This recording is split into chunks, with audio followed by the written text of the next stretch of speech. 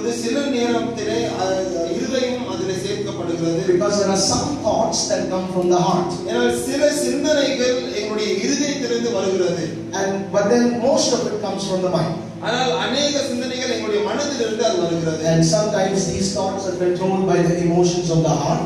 இந்த சில நேரங்களிலே இந்த சிந்தனைகள் இருதயத்தின் உணர்வுகளாலே அது பிடிக்கப்பட்டதா இருக்கிறது. And so it is important that we learn to understand from the Bible what the Bible says about my mind and about the thoughts in my life. வேதத்திலிருந்து வேதம் என்னுடைய மனதை குறித்து மனதின் சிந்தனைகளை குறித்து என்ன சொல்லுகிறது என்று புரிந்து கொள்வது மிகவும் அவசியமாக இருக்கிறது. Like I was saying before we pray, நான் ஜெபிப்பதற்கு முன்பதாய் நான் சொன்னது போல there are some thoughts and there are certain things that doesn't have its origin from the natural, it is from the supernatural. சில சிந்தனைகள் சில காரியங்கள் இயற்கையிலிருந்து வருகிற விஷயம் அல்ல, இயற்கைக்கு அப்பாற்பட்ட ஒரு காரியமாக இருக்கிறது. In the book of 1 Corinthians we read about a natural man's thinking and a spiritual man's thinking. 1 கொரிந்தியர் புத்தகத்திலே இயற்கையா ஒரு மனிதன் யோசிக்கிறதும் ஆவிக்குரிய ஒரு மனிதன் யோசிக்கிறதை குறித்து அங்கே நாங்கள் பார்க்கிறோம். There is a big difference between the thinking, the very mindset of these two people.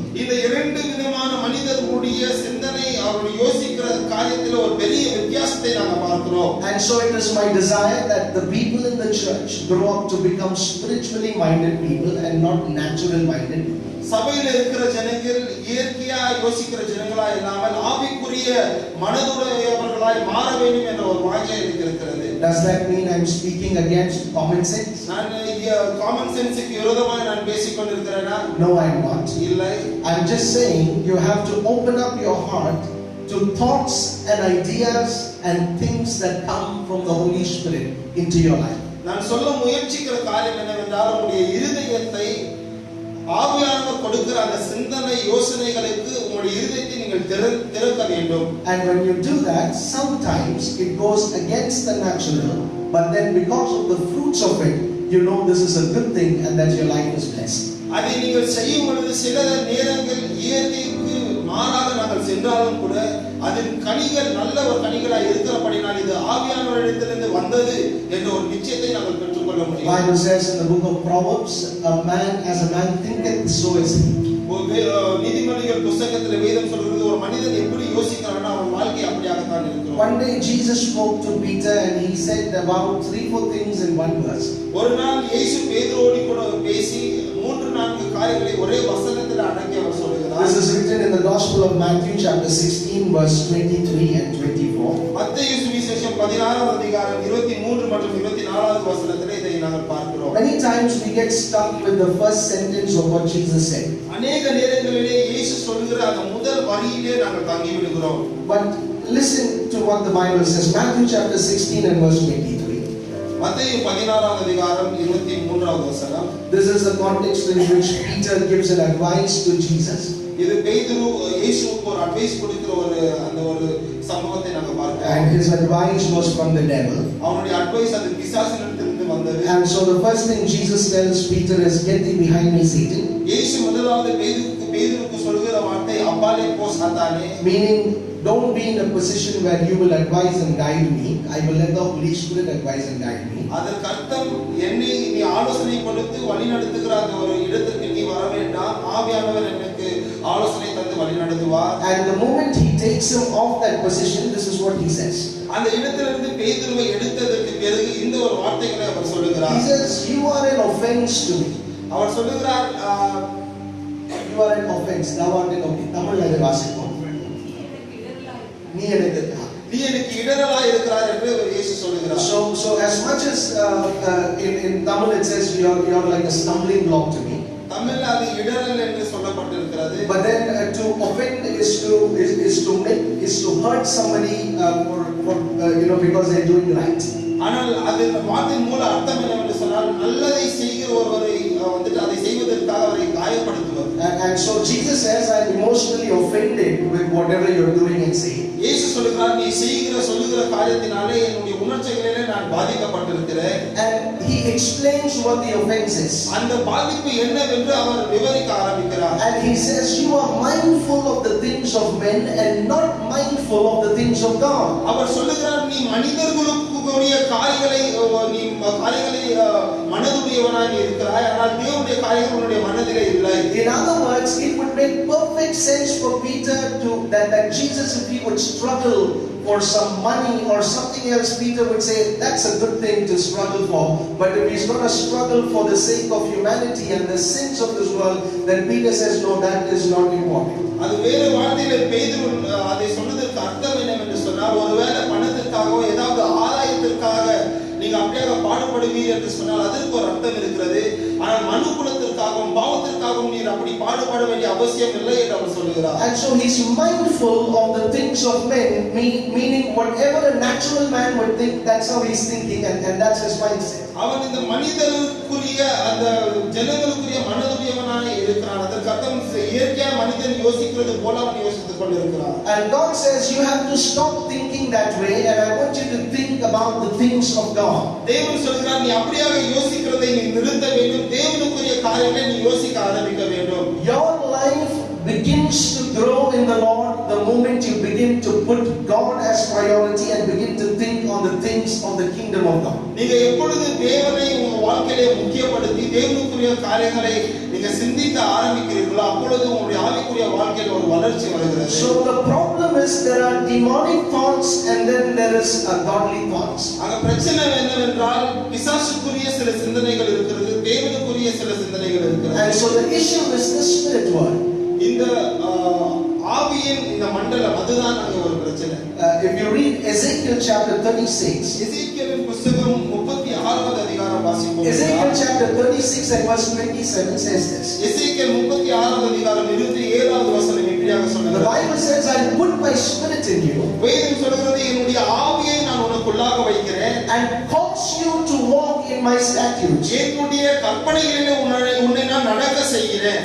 God is going to cause that. He's saying, I'm going to make sure you do the right things, and that would happen by my spirit. தேவன் சொல்லுகிறார், நான் அதை நடப்பிப்பேன், உன்னை என்னுடைய கற்பனைகளை நடக்க செய்வேன், ஆனால் அது என்னுடைய ஆவியினாலே நான் அப்படியாக செய்வேன். So if I would raise a question, what would help me or what would make me walk in the paths of righteousness? தேவனுடைய நீதியின் பாதைகளிலே எது என்னை நடக்க செய்யும் என்று நான் ஒரு கேள்வியை எழுப்புவேன் என்றால், The answer is when the Holy Spirit comes in. அதன் பதில் என்னவென்றால் ஆவியானவர் உள்ளே வரும் பொழுது, And the more I allow Him to operate in my life, எவ்வளவு அவரை என்னுடைய வாழ்க்கையிலே கிரியை செய்யும்படிக்காக நான் அனுமதிக்கிறேனோ, so much I'm going to become zealous and so much I'm going to understand the things of God and I would want to walk in it. அவ்வளவாக தேவனுக்குரிய காரியங்களை நான் புரிந்து கொண்டு தேவனுக்காக வைராக்கியமாக அவருடைய பாதையிலே நடக்கிறவனாய் நான் மாறுவேன்.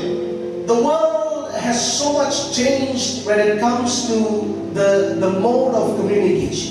நாங்க பேசுகிற முறை என்று வரும் பொழுது உலகத்திலே அநேக மாற்றங்கள் வந்திருக்கிறது. There is a simple straight conversation that you can have.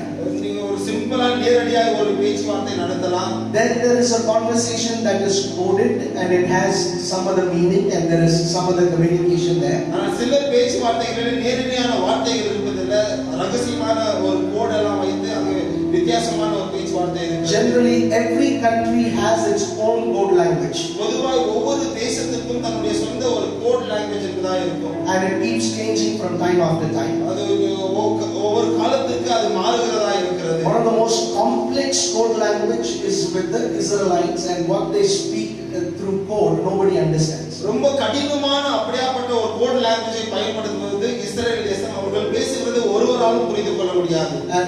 And so you have to go through a course to understand that while these two people are saying certain things, they have actually exchanged a message that is not audible to the common ear.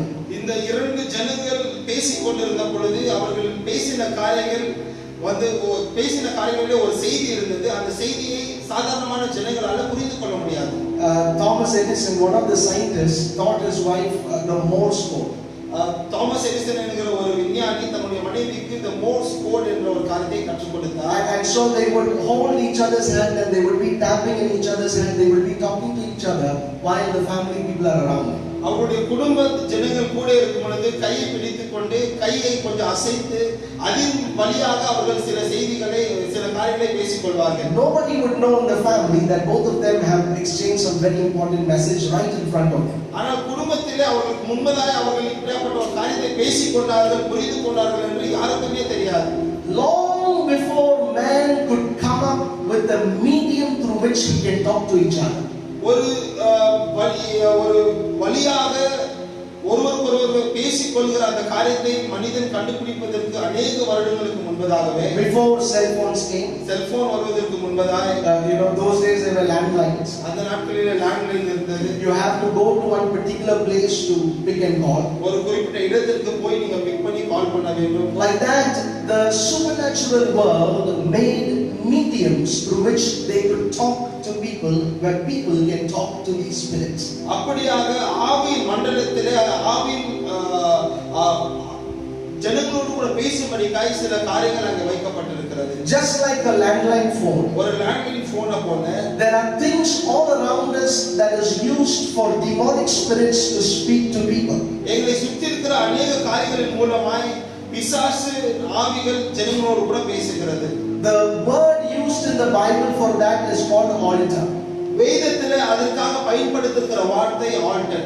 Altar basically means ஆல்டரின் அர்த்தம் என்னவென்றால் a spot where two people are talking to each other. இருவர் வந்துட்டு ஒருவருக்கொருவர் பேசிக் கொள்கிற ஒரு இடம். There is a message and there is a conversation and they're talking to each other and most of the people around don't understand, but there are specific people who stand in that place and who know there are thoughts and words that is exchanged. அங்கே அவர்கள் பேசிக் கொண்டிருக்கிறார்கள், ஒரு செய்தி அங்கே இருக்கிறது, ஆனால் அநேக ஜனங்கள் அதை புரிந்து கொள்ள முடியாமல் போகிறது. The Bible talks about how under every green tree they put an altar, means they put a picture there and one mala there, and that is a place where there are demonic spirits that would descend and a conversation would happen. ஒவ்வொரு மரத்திற்கீழே அங்க ஒரு பலிபீடம் வைத்து அங்க ஒரு படத்தை வைத்து அங்க அவர் பிசாசின் ஆவிகள் இறங்கி வந்து பேசுகிற ஒரு இடமாய் அது மாறுகிறது. They put one garland to it. அதுக்கு ஒரு மாலை போடுகிறார்கள். And we see that so much in our country. எங்க தேசத்துல அநேக இடங்களில் அதை நாங்கள் பார்க்கிறோம். What is this? அதன் அர்த்தம் என்ன? The Bible says in Deuteronomy 12, all these are mediums and altars through which a connection is made. வேதம் உபாகமம் புத்தகத்திலே இதெல்லாம் ஒரு இணைப்பு உண்டாக்குகிற ஒரு ஆல்டரா இருக்கிறது. There are crossroads we read in the Bible. வேதத்திலே கிராஸ் ரோட்ஸை குறித்து வாசிக்கிறோம். Where two roads meet. இரண்டு சாலைகள் சந்திக்கிற ஒரு இடம். And in that place there will be a medium or an altar that is set so that they can connect to some spirits. அந்த இடத்திலே சில ஆவிகளோடு கூட பேசும்படிக்காய் அங்கே ஒரு ஆல்டர் ஜனங்கள் வைக்கிறார்கள். The Bible says on the hills, on the valleys and under every green tree. வேதம் சொல்றது மலைகளிலே பள்ளத்தாக்குகளிலே ஒவ்வொரு மரத்துக்கு கீழே.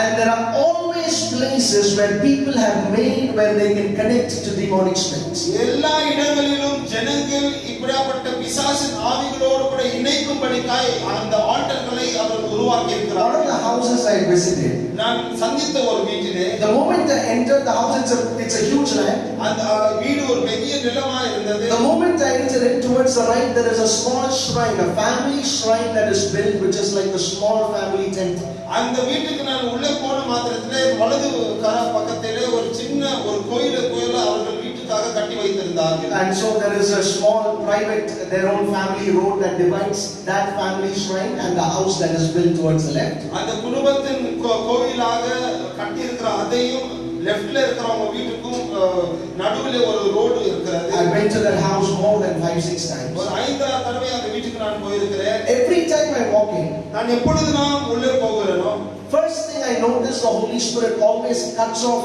all these connections there. முதல் ஆவியானவர் செய்கிற காரியம் அங்க இருக்கிற அந்த இணைப்புகள் எல்லாம் அவர் துண்டித்து போடுகிறார். And so for that short time that I'm there, the Lord makes sure that there is no connection between the demonic world and the people who are living there. அங்க இருக்கிற அந்த தங்குற அந்த கொஞ்ச நேரத்திற்கும் கூட பிசாசுக்குரிய அந்த ஆவிகளுக்கும் அந்த ஜனங்களுக்கும் இருக்கிற அந்த இணைப்பை தேவன் துண்டித்து போடுகிறார். So there are family shrines, there are crossroads, there are trees, there are mountains and valleys, sometimes in the forest, all kinds of places where there is a medium of connection. அப்படியாக வீட்டில வைத்துக் கொள்கிற சிறு அந்த சின்ன ஒரு கோயிலா இருக்கலாம், மலைகள் பள்ளத்தாக்கிலே மரங்களுக்கு கீழே காடுகளிலே அந்த சாலை ஓரங்களிலே இதெல்லாம் வந்துட்டு பிசாசின் ஆவிகள் ஜனங்களோடு கூட இணைக்கிற அந்த ஒரு இடமாய் மாறுகிறது.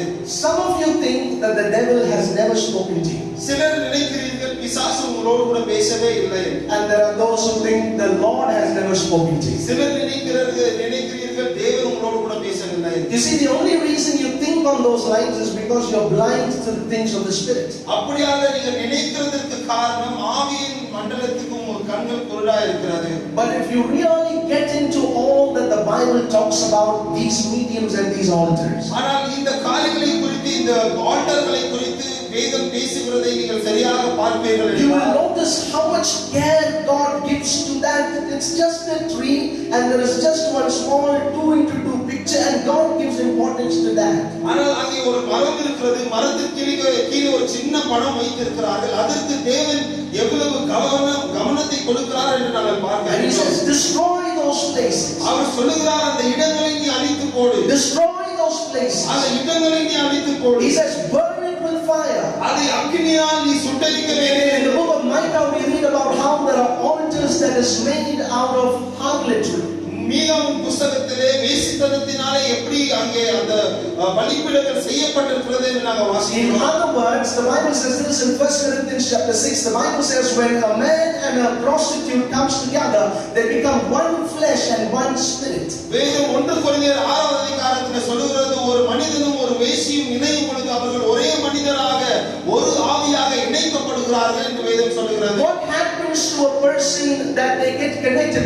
How is it that a believer gets connected to a demonic spirit? ஒரு விசுவாசி எப்படி ஒரு பிசாசின் ஆவியோடு கூட அவர் இணைக்கப்படுகிறார்? You go do adultery and such things. நீங்க விபச்சாரமும் அப்படிப்பட்ட பாவங்களை நீங்க செய்யும் பொழுது, When you're doing that, the Bible calls it an altar or a medium through which you're connected to the demonic things. அதை செய்யும் பொழுது வேதம் அதை நீங்க பிசாசின் காரியங்களோடு கூட இணைக்கப்படுகிற ஒரு பலிபீடம் என்று அதை அழைக்கிறது. I understand the natural aspect of it, அதின் இயற்கையின் ஒரு அர்த்தத்தை நான் புரிந்து கொள்கிறேன். but I'm talking to you about a demonic connection that is made within your spirit and you are not even aware of it. ஆனால் ஆவியின் உங்களுடைய ஆவியிலே பிசாசின் ஆவியோடு கூட நீங்க இணைக்கப்பட்டிருக்கிறதை புரியாமல் அதை அறியாமல் நீங்க இருக்கிறீர்கள். And so because of these connections there are thoughts that come in and there are things that are drowning you.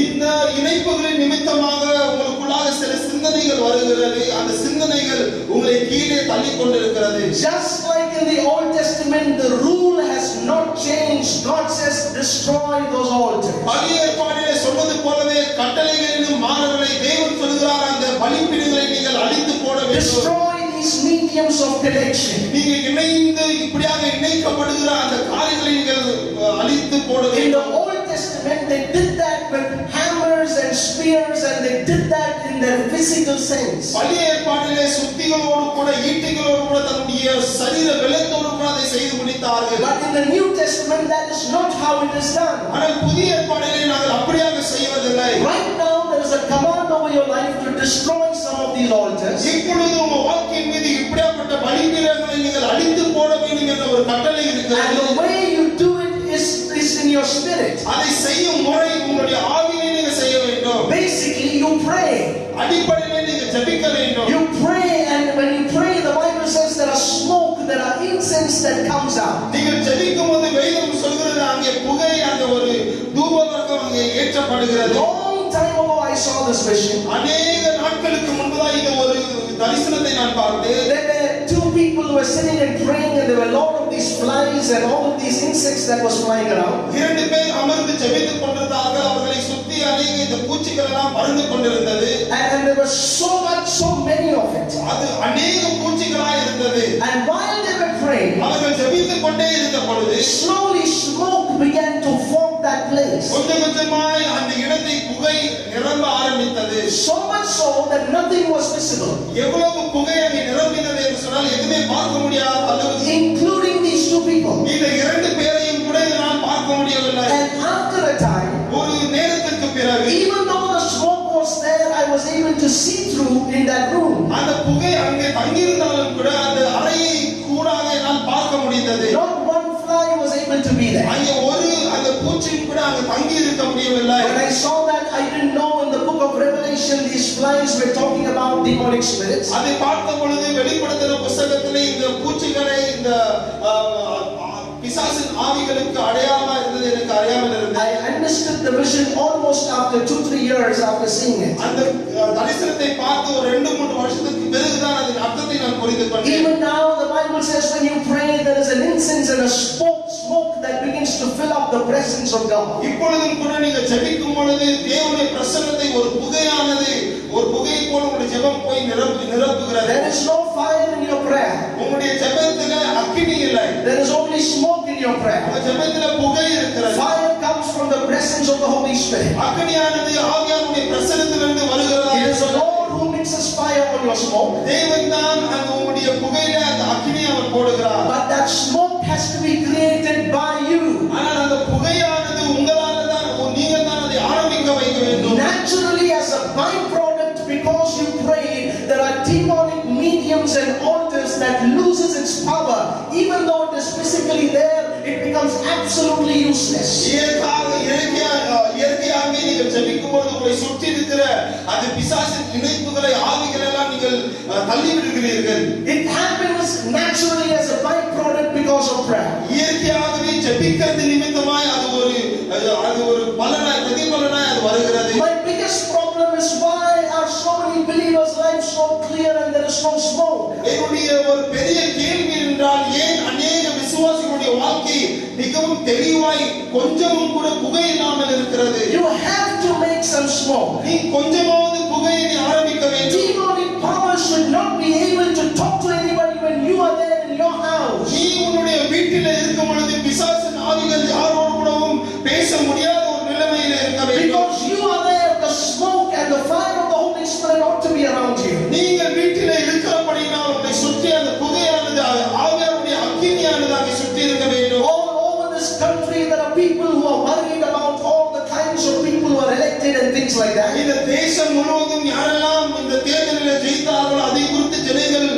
கவலைப்பட்டுக் கொண்டிருக்கிறார்கள். Particularly the minorities and people like that. குறிப்பாக இந்த மைனாரிட்டி இந்த கூட்டமானவர்கள். And our chief minister took time to say, our prime minister took time to say, don't be afraid. எங்களுடைய பிரதமர் வந்துட்டு நேரம் எடுத்து நீங்க பயப்படாதீங்க என்று அவர் சொல்லுகிறார். Why is this fear coming in? ஏன் இந்த பயமானது உள்ளே வருகிறது? This kind of thoughts and these kind of fears, I understand the natural side of it, but I'm saying there is also a demonic side to it. அதன் இயற்கையான காரணத்தை நான் புரிந்து கொள்கிறேன். ஆனால் அதன் ஒரு பின்னணியிலே பிசாசின் கிரியை கூட இருக்கிறது என்று நான் சொல்லுகிறேன். 25% is from the natural, the rest is from the spiritual. 25% இயற்கையாக வருகிற ஒரு காரியமா இருந்தாலும் 75% அது பிசாசினிடமிருந்து வந்ததா இருக்கு. Why is fear dominating God's people? ஏன் பயமானது தேவ பிள்ளைகளை ஆளுகை செய்கிறதா இருக்கிறது? Because there are still connections in and out of your life. ஏனால் இன்னும் கூட உங்கள் வாழ்க்கையின் மூலமாக சில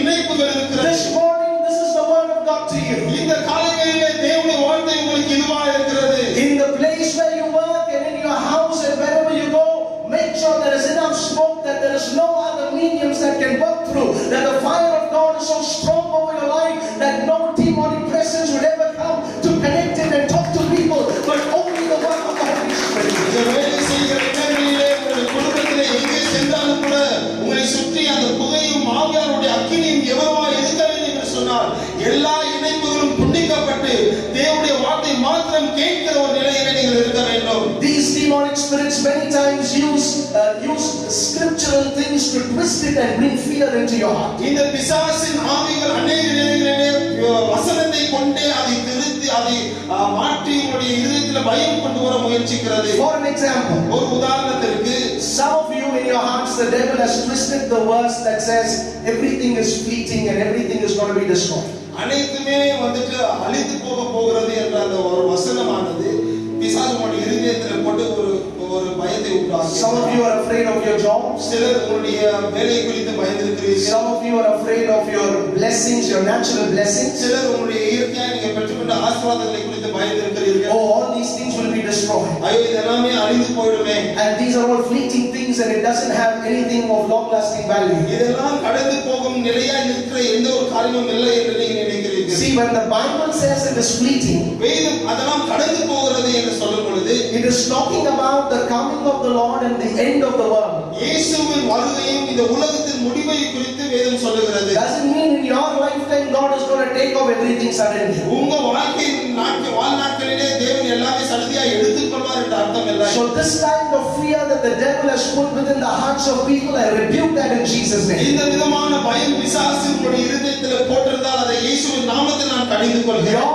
blessing will be there for your lifetime in Jesus' name. உங்களுடைய ஆசீர்வாதம் உங்கள் வாழ்நாள் முழுவதும் இயேசுவின் நாமத்தில் அது தங்கியிருக்கும். And some are afraid that you will not be able to stay for a long time, will not be able to stay through and stand in the blessings that is coming. தேவன் உங்களுக்கு கொடுத்த ஆசீர்வாதத்திலே அநேக நாட்கள் நான் நிலையா இருக்க முடியுமா இல்லை என்ற ஒரு பயத்தில் அநேகர் இருக்கிறீர்கள். Don't be afraid of that. அதை குறித்து பயப்படாதீர்கள். You are in the wounded hands of Jesus. நீங்கள் இயேசுவின் காயப்பட்ட கரத்திலே அடங்கி இருக்கிறீர்கள். He will make sure he will keep you in the place that he blessed you. தேவன் உங்களை ஆசீர்வதித்த அந்த இடத்திலே உங்களை காத்துக் கொள்ளும்படிக்காக அவர் உங்களை பார்த்துக் கொள்வார். That is why the last song we sang, we have a hand that protects us.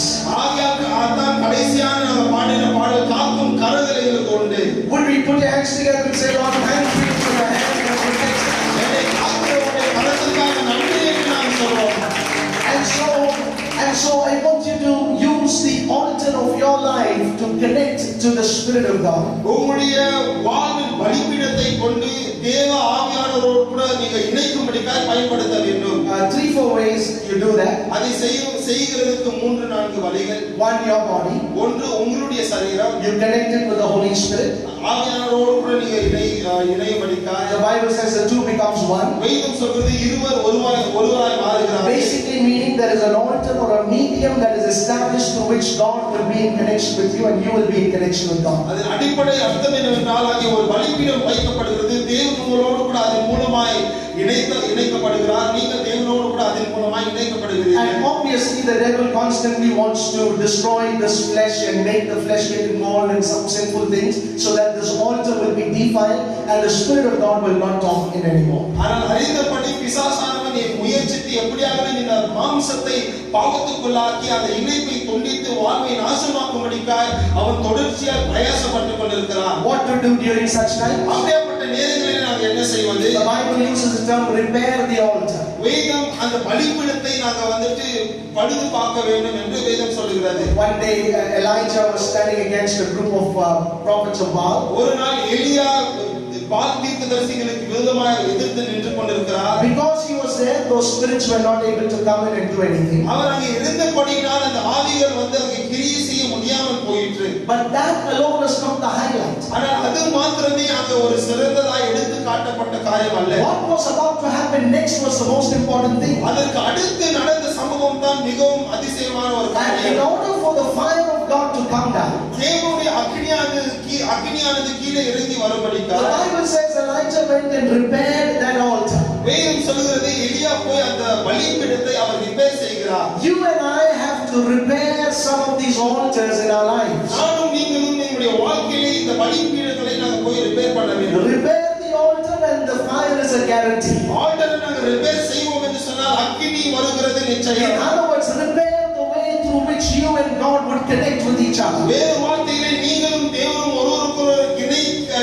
இணைகிற அந்த முறையை நீங்க ரிப்பேர் செய்ய வேண்டும். This has a lot to do with the way you treat your own physical body. நீங்க உங்க சொந்த சரீரத்தை எப்படி கையாளுகிறீர்கள், எப்படி நடத்துகிறீர்கள் என்பது ரொம்ப அவசியமா இருக்கிறது. Because your body has become an altar or a medium through which God can speak to you. ஏனென்றால் உங்களுடைய சரீரமானது தேவனோடு கூட பேசுகிற ஒரு பலிபீடமாய் அது மாறி இருக்கிறது. That's why the Bible says, on your flesh I will pour out my spirit. ஆகையால் தான் வேதம் சொல்றது உங்களுடைய மாம்சத்தின் மீது என்னுடைய ஆவியை நான் ஊற்றுவேன். God did not say in your spirit I will pour out my spirit. உங்களுடைய ஆவியிலே என்னுடைய ஆவியை ஊற்றுவேன் என்று ஆண்டவர் சொல்லல. He said on your flesh I will pour out my spirit. உங்களுடைய மாம்சத்தின் மீது என்னுடைய ஆவியை ஊற்றுவேன் என்று ஆண்டவர் Your flesh becomes a way through which God can speak to you. உங்களுடைய மாம்சமானது தேவனோடு கூட பேசுகிற ஒரு முறையாய் அது மாறுகிறது. You begin to notice things, you begin to hear things, you begin to understand things, and all of that is God trying to get through with you.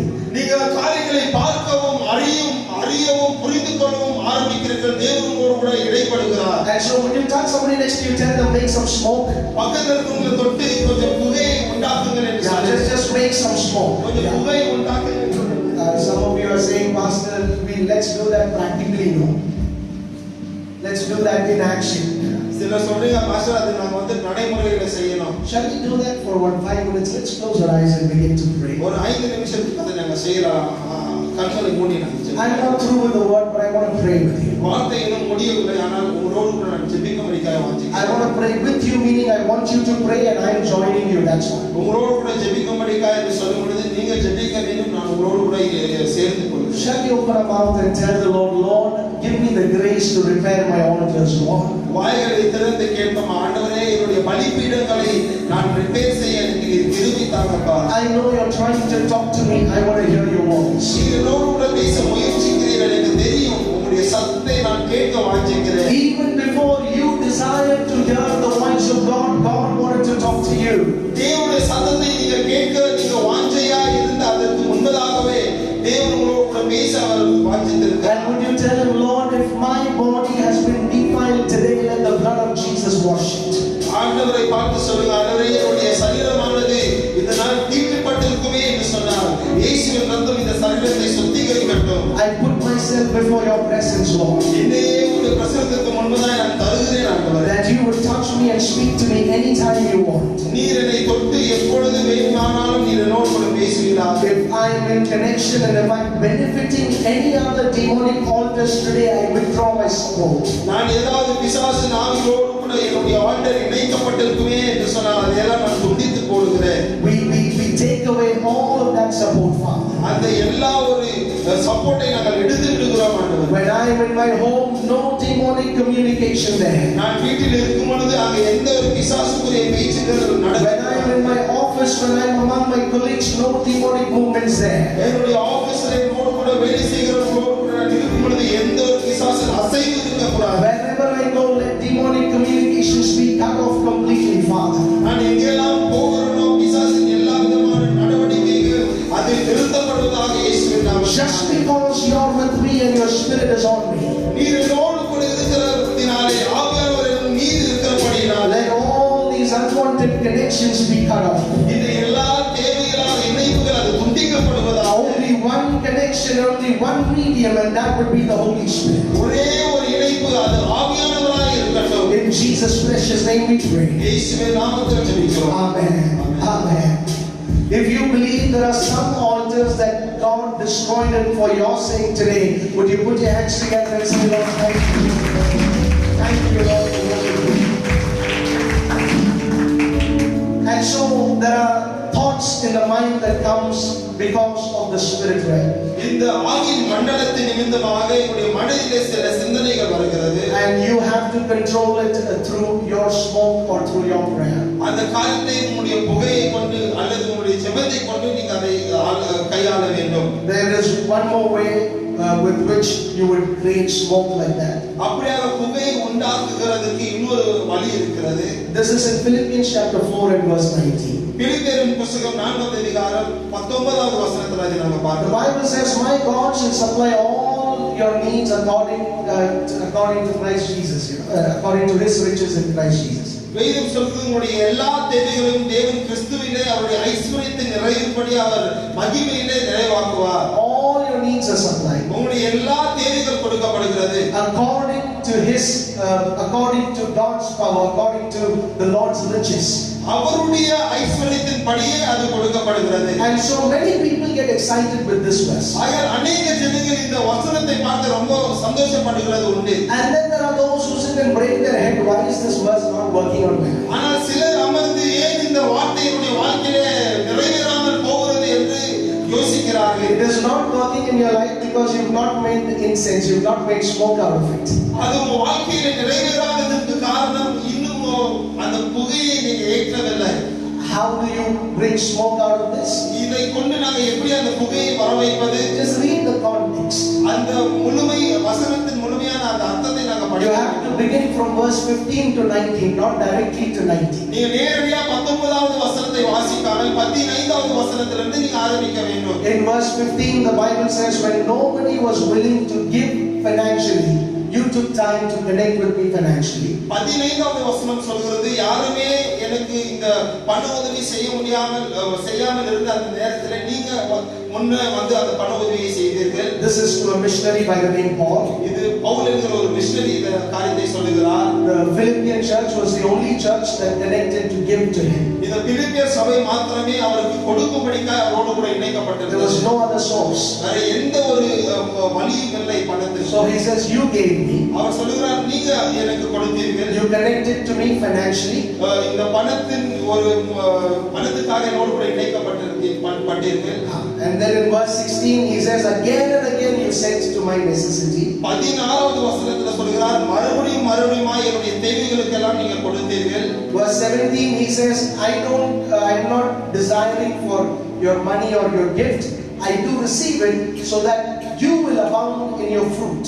17வது வசனத்துல சொல்கிறார், நான் உங்களுடைய பணத்தையும் நீங்கள் கொடுக்கிற காரியத்தையும் நான் வாஞ்சிப்பதில்லை, ஆனால் நான் அதை பெற்றுக்கொள்கிறதற்கு காரணம் நீங்க உங்க வாழ்க்கையிலே நிறைவாய் மிகுதியாய் பெற்றுக்கொள்ளும்படிக்காக. And then in verse 18 he says, your giving like this becomes an odor, it becomes a sweet smelling incense in God's presence. 18வது வசனத்துல சொல்கிறார், இப்படியாக நீங்க கொடுக்கிற இந்த காரியமானது தேவனுடைய பிரசன்னத்திலே ஒரு சுகந்த வாசனையாய் அது மாறுகிறது. And he says this is a well pleasing sacrifice to God. இது தேவனுக்கு மிகவும் பிரியமான ஒரு பலியாய் இருக்கிறது என்று அவர் சொல்கிறார். He is very specifically talking about finances.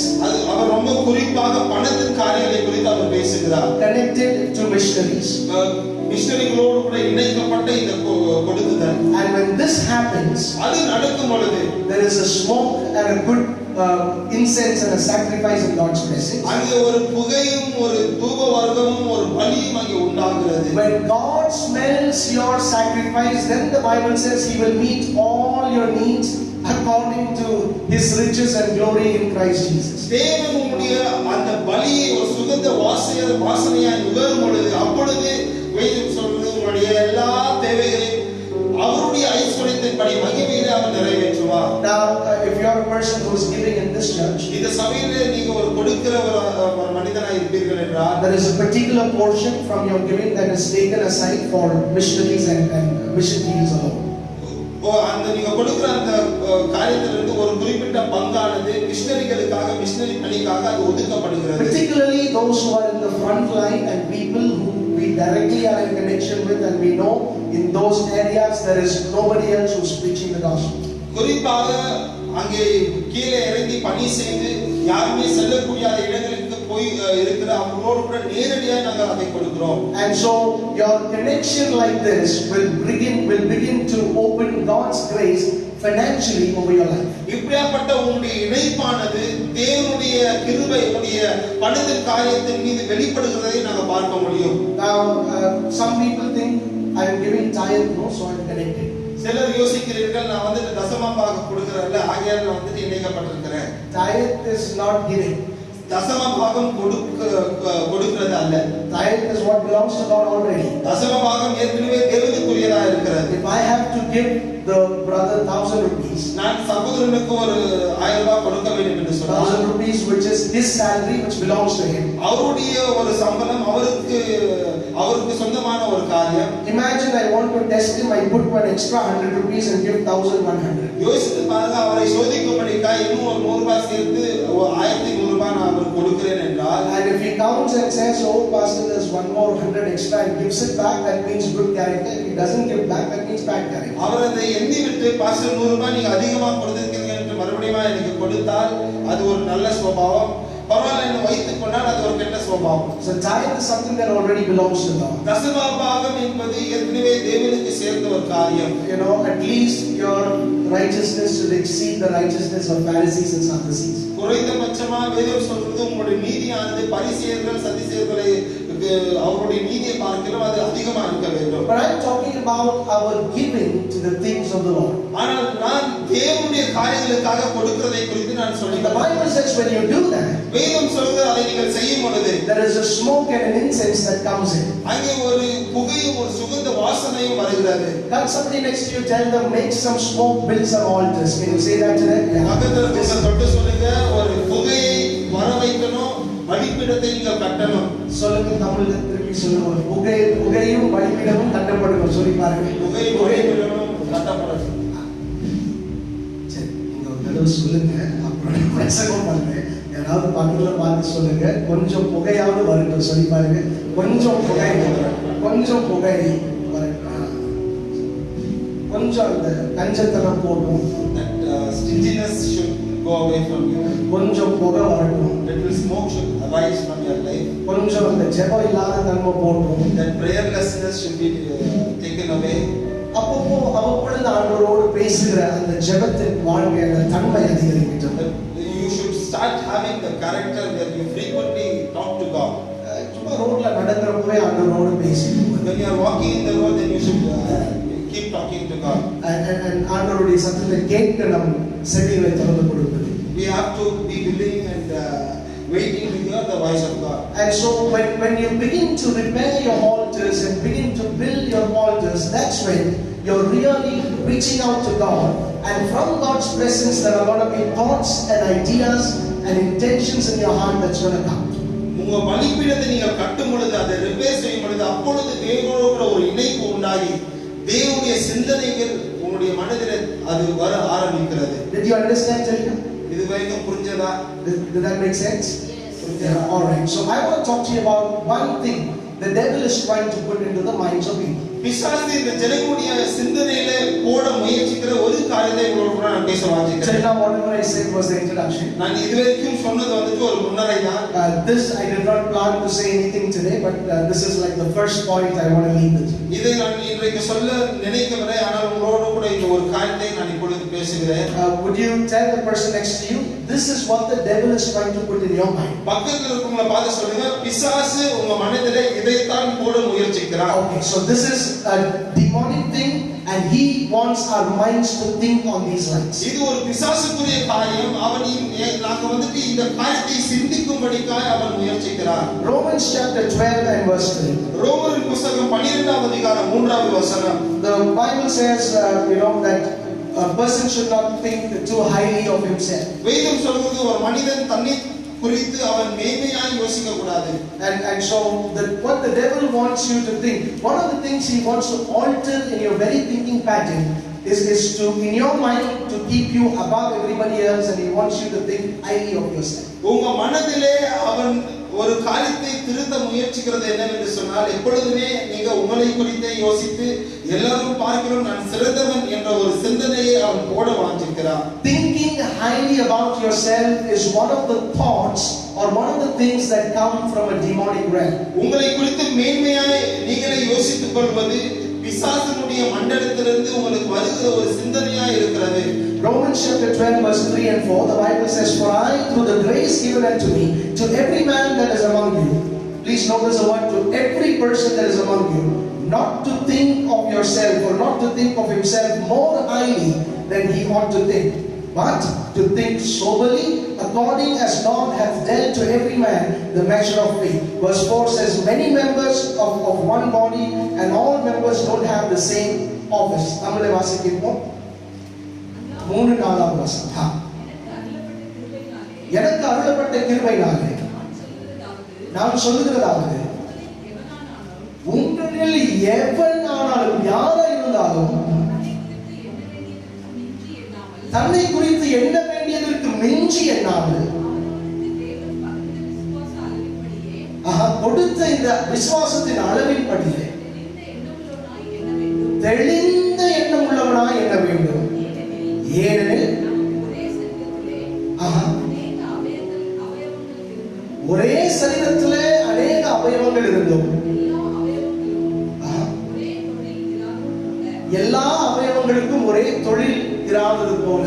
So the Bible says that don't think too highly of yourself. வேதம் சொல்லுது உங்களை குறித்து மிஞ்சி நீங்க யோசிக்க கூடாது. In 2 Corinthians chapter 3 and verse 5, again it is told in a different perspective. 2 கொரிந்தியர் 3ஆவது அதிகாரம் 5வது வசனத்திலே ஒரு வித்தியாசமான கண்ணோட்டத்தில் அது சொல்லப்படுகிறது. It says we are not sufficient in ourselves. வேதம் சொல்றது நாங்களே போதுமானவர்கள் அல்ல.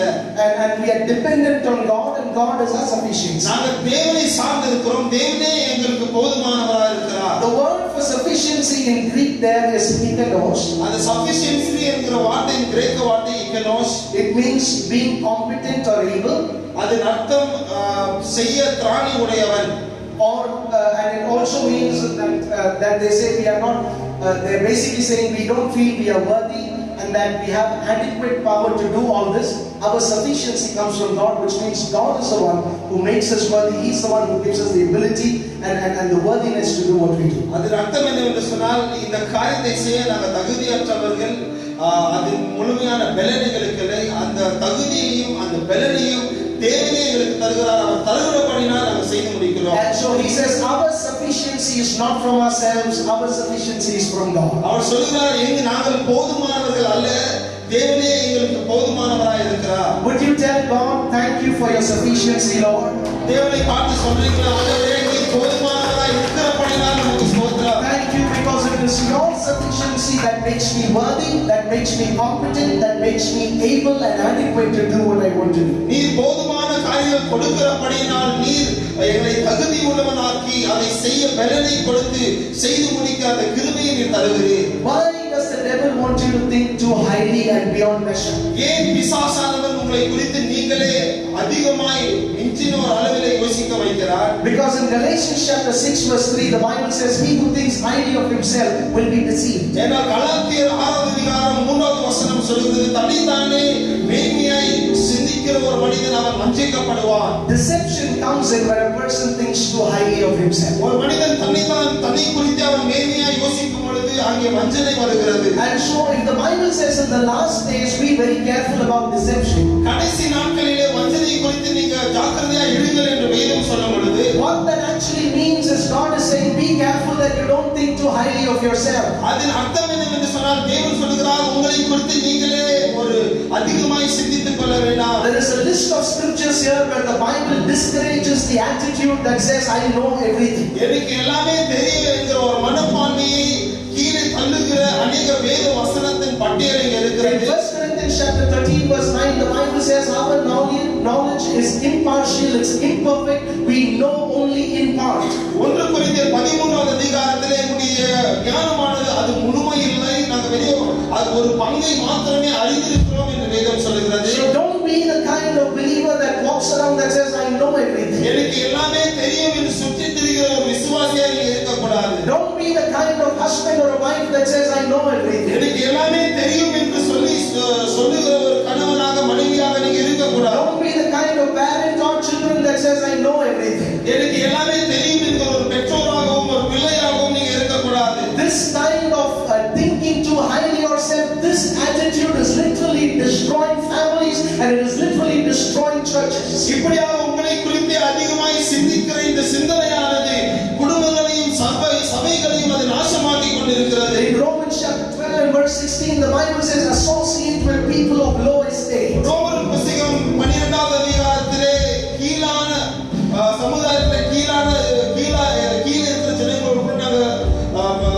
மிங்கலாக வேண்டும். The reason the Bible says that is so that you will begin to have a humble attitude within yourself. வேதம் அதை சொல்லுகிறதற்கு காரணம் என்னவென்று சொன்னால் உங்களுக்குள்ளாக அந்த ஒரு தாழ்மையான மனப்பான்மை உண்டாக வேண்டும். When you mingle with such people, அப்படியான ஜனங்களோடு கூட நீங்கள் கலக்கும் பொழுது there are certain things you will even learn from them.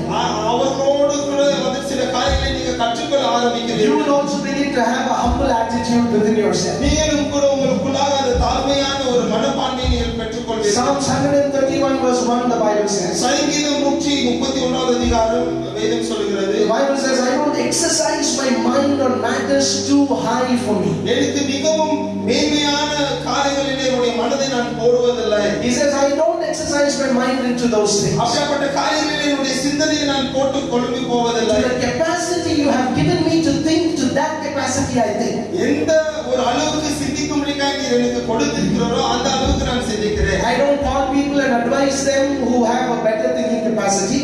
என்னை விட சிறந்த நல்லா யோசிக்கிற ஜனங்களுக்கு போன் பண்ணி நான் advice பண்ணுவதில்லை. To my capacity I think and I'm satisfied with that. என் கெபாசிட்டிக்கு நான் யோசிக்கிறேன், அதிலே நான் திருப்தியாக இருக்கிறேன். Why? Because I have this humble attitude and I don't have this mindset that says I'm better than others. ஏனால் இந்த ஒரு தாழ்மையான எண்ணம் எனக்குள்ளே இருக்கிறது. நான் எல்லோரும் பார்க்கலாம் சிறந்தவன் என்ற ஒரு சிந்தனை எனக்கு இல்லை. In Romans chapter 11 the Bible raises three questions and it's three questions that God raises against such intellectual arrogance. ரோமர் புத்தகம் 11வது அதிகாரத்திலே அப்படியாக ஞானத்தை குறித்து பெருமை கொண்ட ஜனங்களுக்கு தேவன் மூன்று கேள்விகளை எழுப்புகிறார். In Romans chapter 11 verse 34 and 35 ரோமர் புத்தகம் 11வது அதிகாரம் 34 rises against those who are arrogant in their intellection. மூன்று கேள்விகள் அடுத்தடுத்தாக தேவன் இந்த ஞானத்தை குறித்து பெருமை கொண்ட ஜனங்களை பார்த்து அவர் எழுப்புகிறார். People with such arrogance in their intellectual capacity, God says, who has known the mind of the Lord? தேவனுடைய மனதை அறிந்து கொண்டவன் யார்? Who has known the mind of the Lord? தேவனுடைய மனதை அறிந்து கொண்டவன் With யார்? all your intelligence, can you know what God is thinking? உன்னுடைய எல்லா அறிவை சேர்த்து தேவன் சிந்திக்கிற காரியத்தை உன்னால் அறிந்து கொள்ள முடியுமோ? And then the Bible raises another question, who can counsel God? அதற்கு பிறகு இன்னொரு கேள்வி எழுப்பப்படுகிறது, தேவனுக்கு யார் ஆலோசனை சொல்ல முடியும்? Who can counsel God? தேவனுக்கு யார் ஆலோசனை சொல்ல Will முடியும்? you dare to bend your knees before God's presence and tell Him what to do? தேவனுடைய பிரசன்னத்திலே நீ முழங்கால் படிட்டு தேவனுக்கு என்ன செய்ய வேண்டும் என்று நீ ஆலோசனை சொல்லக்கூடுமோ? Then another question, the Bible says, who has given to God first? தேவனுக்கு முதலாவது கொடுத்தவர் யார் என்று ஒரு கேள்வி வருகிறது. It was God who always gave first. தேவன் தான் முதலாவது எப்பொழுதுமே கொடுத்திருக்கிறார். This kind of a mindset of thinking highly of yourself is from the devil, and it is bound to deceive you and destroy you. இப்படியாக உங்களை குறித்து நீங்களே மேன்மையாய் சிந்தித்துக் கொள்வது அது பிசாசினிடத்திலிருந்து வந்திருக்கிறது. உங்களை வஞ்சிக்கும்படியாக இது வந்திருக்கிறது.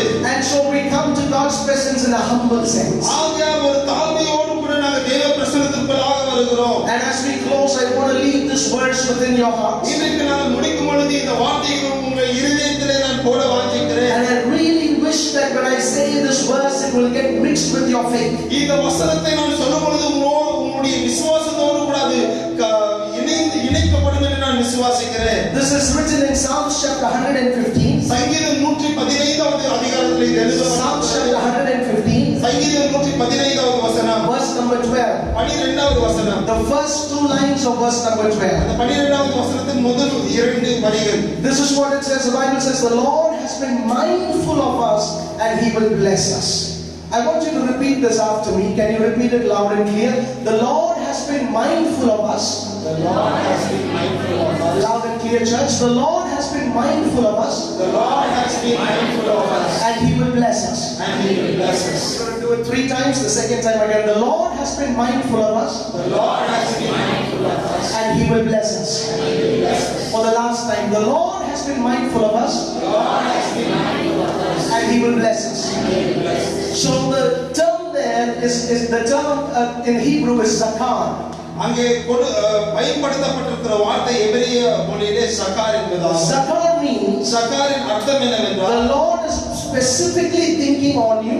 தேவன் குறிப்பாய் உங்களை குறித்து யோசித்துக் கொண்டிருக்கிறார். And He is mentioning and acknowledging your name. அவர் உங்களுடைய பெயரை சொல்லி அதை ஒரு அர்த்தத்தோடு கூட அவர் சொல்லிக் கொண்டிருக்கிறார். He is thinking specifically on you. அவர் குறிப்பாய் உங்களை குறித்து யோசித்துக் கொண்டிருக்கிறார். And He is acknowledging you with His mouth. He is verbally with His voice. He is saying things about you. அவருடைய வாயினாலே உங்களை குறித்ததான காரியங்களை அறிக்கை செய்து கொண்டிருக்கிறார். Where can we find a God who sits on throne above, who sits so high and can be mindful of you and me? சிங்காசனத்தின் மீது அமர்ந்து உங்களை குறித்து சிந்தித்து உங்களுடைய பெயரை உச்சரிக்கிற தேவனை நாங்கள் எங்கே பார்க்க முடியும்? Hallelujah! We have a God who is mindful of us. உங்களை குறித்து சிந்திக்கிற ஒரு தேவனை எங்களுக்கு He உண்டு. is thinking about you. உங்களை குறித்து அவர் யோசித்துக் கொண்டிருக்கிறார். He is pronouncing your name and saying certain things about you in heaven. அவர் உங்களுடைய பெயரை உச்சரித்து உங்களை குறித்து சில காரியங்களை அவர் சொல்லிக் கொண்டிருக்கிறார். See, there are certain scriptures in the book of Psalms that's very favorite to me. சங்கீத புத்தகத்தில் சில வசனங்கள் எனக்கு ரொம்ப பிடித்ததாக There's இருக்கிறது. this one verse where the Bible says, when you're born, God has spoken something specifically over your life. வேதம் சொல்ற சங்கீத புத்தகத்தில் சொல்லப்படுகிறது, நீங்க பிறந்த பொழுது தேவன் உங்களை குறித்து குறிப்பாய் சில காரியங்களை அவர் சொல்லி இருக்கிறார். Every baby that is born in this world, இந்த உலகத்தில் பிறக்கிற ஒவ்வொரு குழந்தையும் God has said some things about that baby. அந்த குழந்தையை குறித்து தேவன் சில காரியங்களை அவர் சொல்லி இருக்கிறார். And you have to, when you were born, God said some things about you. நீங்க பிறந்த பொழுது உங்களை குறித்து தேவன் சில காரியங்களை சொன்னார். But the devil has blinded and made many slaves, not in darkness of ear, that you're not able to hear what the Lord has said. ஆனால் பிசாசு உங்களை குருடாக்கி அதை பார்க்க கூடாமல் உங்களுடைய செவிகளை அடைத்து தேவன் உங்களை குறித்து சொன்ன காரியங்கள் கேட்க முடியாமல் அவன் வைத்திருக்கிறார். There are specific purpose for which God created you. தேவன் உங்களை சிருஷ்டித்ததற்கான குறிப்பிட்ட நோக்கம் இருக்கிறது. And He said it when you were born. நீங்கள் பிறந்த பொழுது அவர் சொல்லியிருந்தார். And the day you begin to know that is what you call prophecies concerning your life. அதை நீங்கள் எப்பொழுது கேட்க ஆரம்பிக்கிறீர்களோ அதுதான் உங்க வாழ்க்கைக்குரிய தீர்க்க தரிசனங்கள் என்று சொல்லப்படுகிறது. And so you and I have to know that God is mindful of us. நாமும் நீங்களும் தேவனை குறித்து சிந்தித்துக் கொண்டிருக்கிறார் என்ற காரியத்தை அறிந்து கொள்ள வேண்டும். And He has decided to bless you. அவர் உங்களை ஆசீர்வதிக்க அவர் தீர்மானித்திருக்கிறார். He thinks about you உங்களை குறித்து அவர் யோசிக்கிறார். and He wants to bless you. உங்களை ஆசீர்வதிக்கும்படியாக அவர் There is வாஞ்சிக்கிறார். a connection between that. அதற்கு ஒரு இந்த இரண்டுக்கும் ஒரு இணைப்பு இருக்கிறது. What have you been thinking about me, Lord? நீங்க என்னை குறித்து என்ன யோசித்துக் கொண்டிருக்கிறீங்க The ஆண்டவரே? Bible says, I don't have plans to destroy you, but I have plans to prosper you. வேதம் சொல்கிறது உன்னை அழிக்கும்படிக்கான திட்டங்கள் அல்ல, உன்னை செழிக்கும்படிக்கான திட்டங்களையே நான் வைத்திருக்கிறேன். If you can hear the voice in the mind of God, தேவனுடைய சிந்தனையில் இருக்கிற அந்த ஒரு சத்தத்தை உங்களால் கேட்க முடியும் என்று சொன்னார். you will begin to see your life in a different perspective. உங்க வாழ்க்கையை ஒரு வித்தியாசமான கண்ணோட்டத்தில் நீங்க பார்க்க You ஆரம்பிப்பீர்கள். will begin to have thoughts in your life that is dominated by the things of the kingdom of God. தேவனுடைய ராஜ்யத்திற்குரிய காரியங்களினாலே ஆளுகை செய்யப்படுகிற ஒரு சிந்தனை உங்களுக்கு உண்டாகும். Because you will know there are blessings that is bought by the blood of Jesus that God wants to give in your hand. It has your name written on it. ஏனால் நீங்க அறிந்து கொள்வீர்கள் தேவனுடைய இயேசுவின் ரத்தத்தினாலே வாங்கப்பட்ட உங்களுடைய ஆசீர்வாதங்கள் இருக்கிறது. தேவன் அவைகளை உங்க கரத்திலே கொடுக்கும்படிக்காக அவர் காத்துக் Don't கொண்டிருக்கிறார். let anybody tell you this will all pass away. இது எல்லாமே கடந்து போகும் என்று யாருமே சொல்லுறதை நீங்க நம்பிடாதீங்க. As long as Jesus comes or as long as I die, these things will not pass away. It is a lifelong blessing that God has laid over us. இயேசு வரும் வரைக்கும்